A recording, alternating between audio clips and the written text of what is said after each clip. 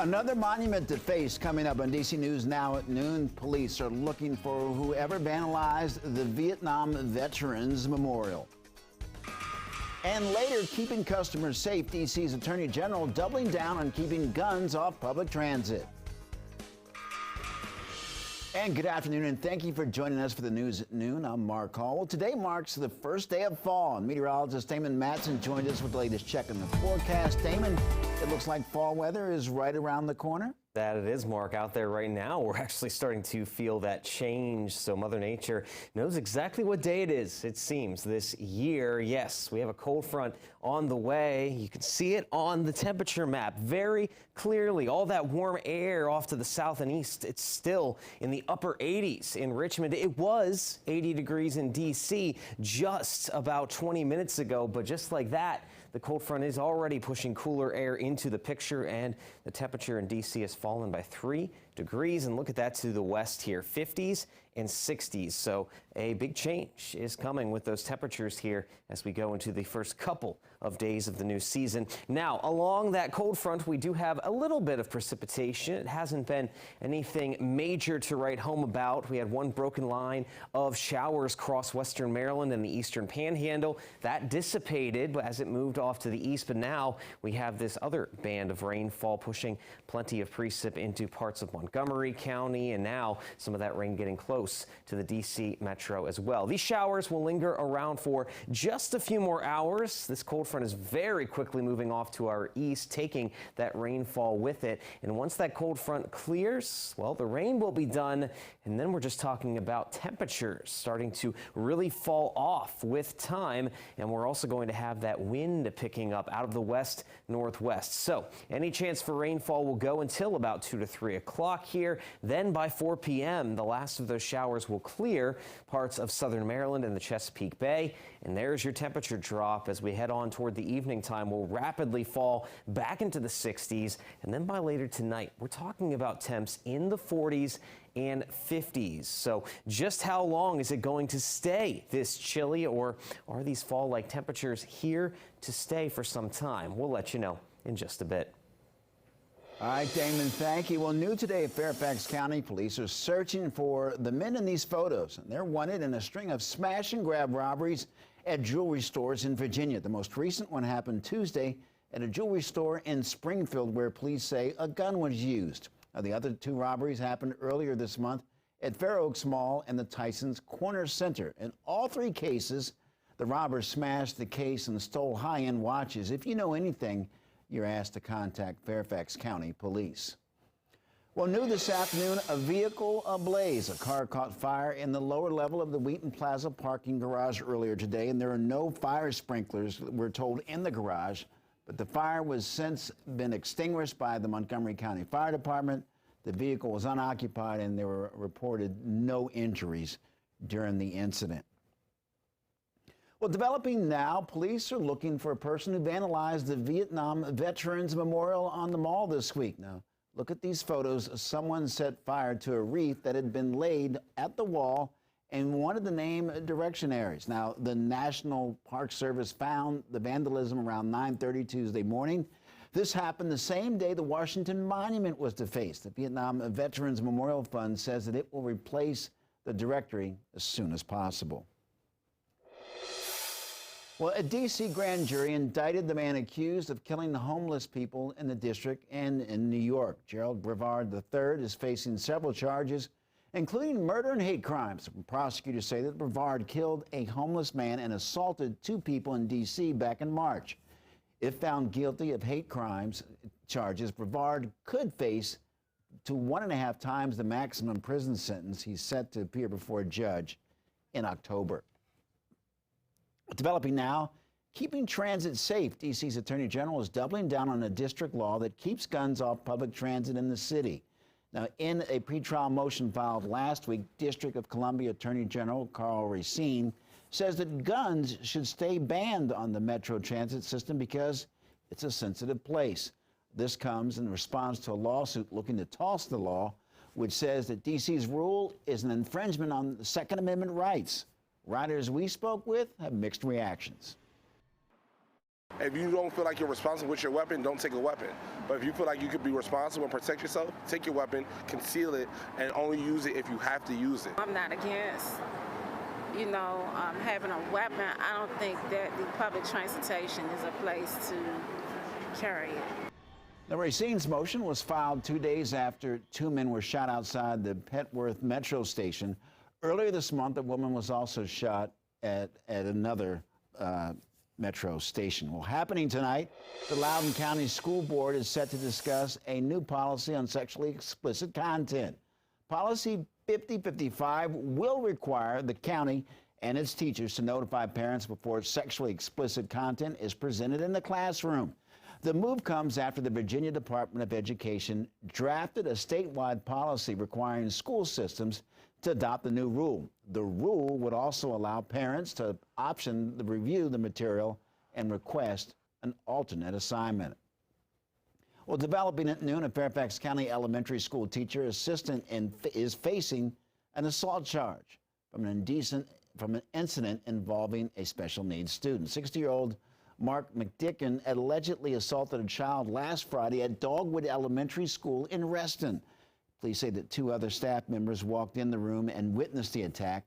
McDicken worked at the school for nearly a decade.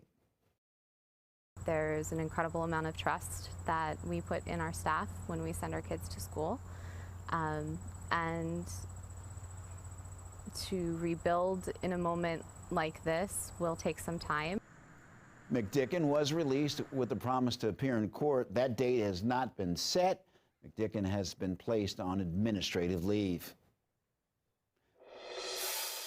Well, happening now, police are searching for the people who stole thousands of dollars worth of comic books from a Northern Virginia store. Falls Church police say that thieves broke into Victory Comics early Tuesday morning and stole the comic books. The owner believes that the crooks got away with about $100,000 worth of comics.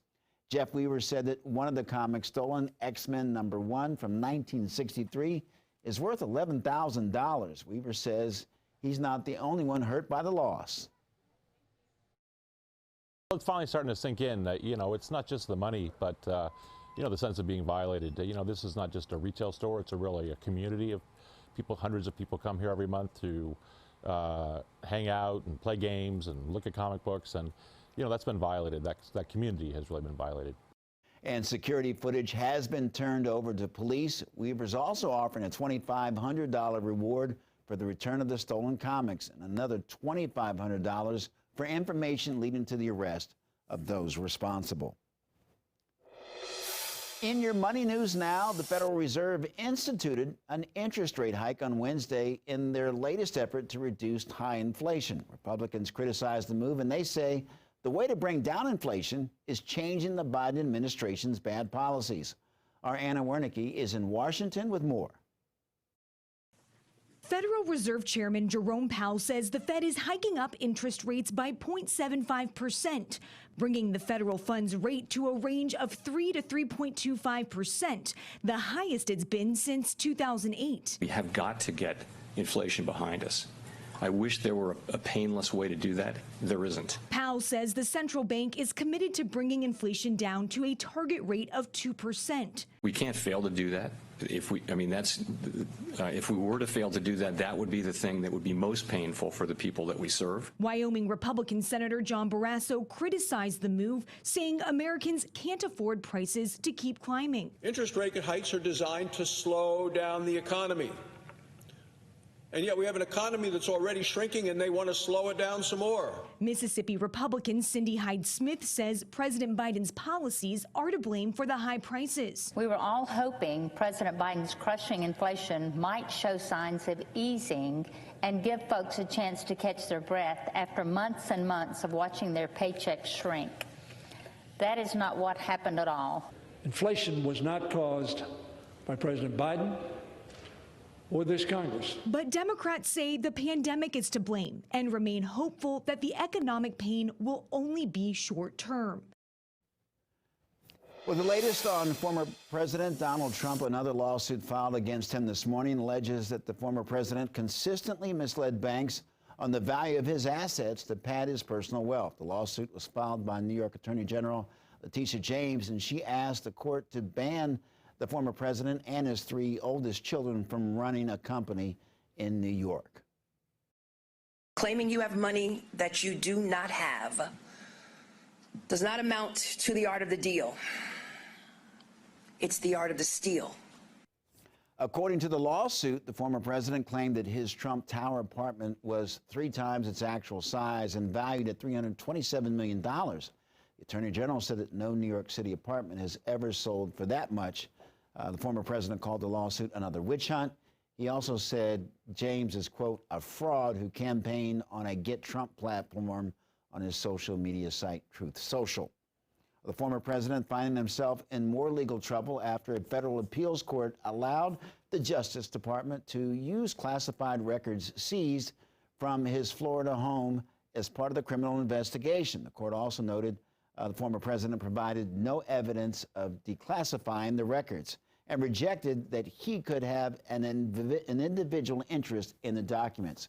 The president argues that he had absolute authority to declassify information while he was in office. Well, developing today, Thomas will testify. Virginia Thomas, a conservative activist and wife of Supreme Court Justice Clarence Thomas, agreed to an interview with the panel investigating the January 6th insurrection. The committee sought an interview with Thomas for months, hoping to learn about her role in overturning President Trump's election defeat. The panel announced Wednesday it will reconvene on September 28th as they prepare to write a final report by the end of the year. Major disaster declaration that the governor has asked for includes individual assistance. We will work with those families that had damages from both storms to make sure that they get the resources they need to do the temporary repairs that would be allowable if they're eligible. Right now in Puerto Rico, more than 500,000 people are still without water and thousands more still in the dark after Fiona made landfall on the island Sunday. Some parts of the island still have not fully recovered from Hurricane Maria 5 years ago. FEMA Administrator Deanne Criswell did thank the Biden administration for quickly approving the emergency declaration earlier this week. Well, 4 days after Fiona destroyed roads and bridges, authorities are still having a hard time getting to people across the island. Puerto Rico's government is working with religious groups and nonprofits to provide food, water, and medicine to those stranded due to the storm. And as of right now, 6 towns have been cut off. The power of those storms cannot be underestimated, no question about it. And Hurricane Fiona is still out there, but thankfully it's not directly impacting anyone, at least for the moment. It's still a Category 4 storm with winds of 130 miles an hour. Its path takes it right past Bermuda, though. That island is going to have to watch out for hurricane force winds over the next day or so, and then it will roll up toward Nova Scotia, Canada, before finally weakening.